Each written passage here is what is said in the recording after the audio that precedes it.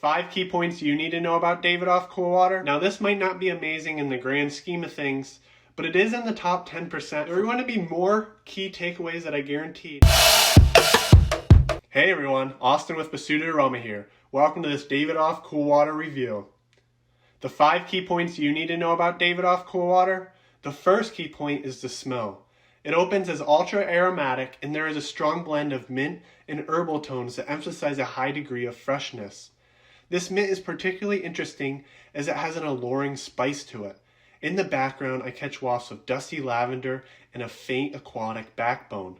Altogether, the opening is very well balanced. If you want a specific note breakdown, Fragrantica lists it as having 16 notes. Now that was the first 15 to 20 minutes. After this period, the fresh herbal tones are retained and the lavender becomes more prominent, blending a greater degree of fresh and floral accents. One thing I will note about the lavender is that it has an old school aroma rather than a classy and modern one. This is of no surprise as it was released in the 80s.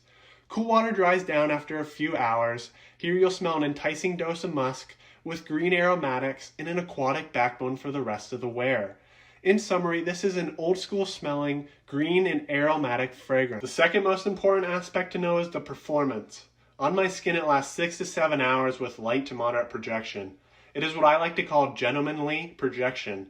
In the first couple of hours it pushes out 2 feet before receding closer to the skin.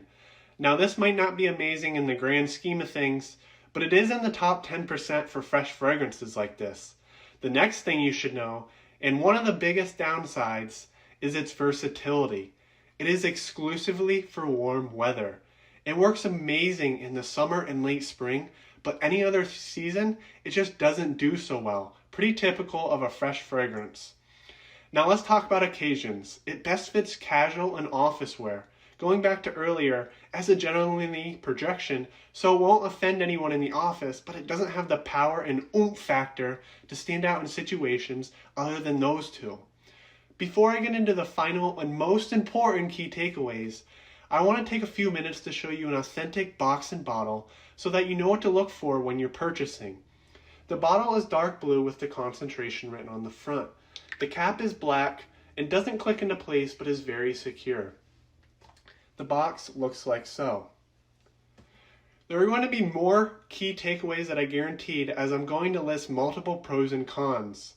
3 cons. 1, it is more of a mature scent. I see this being worn mostly by men that are 30 plus. 2, it is a neutral scent, so it's not highly complimented, but also not super inoffensive. It is more of a scent to just smell good.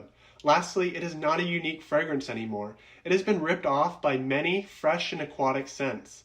2 pros, it has an amazing cost for value. A 200 milliliter bottle can be purchased for just $30. That's pretty similar to Nautica Voyage's price point, but it has an equal, if not better, smell. And lastly, it's a great alternative to Creed Green Irish Tweed for a fraction of the price. At this price point, and if you're vaguely interested in trying out Davidoff Cool Water, I recommend it as a buy. Thanks for listening. See you next time.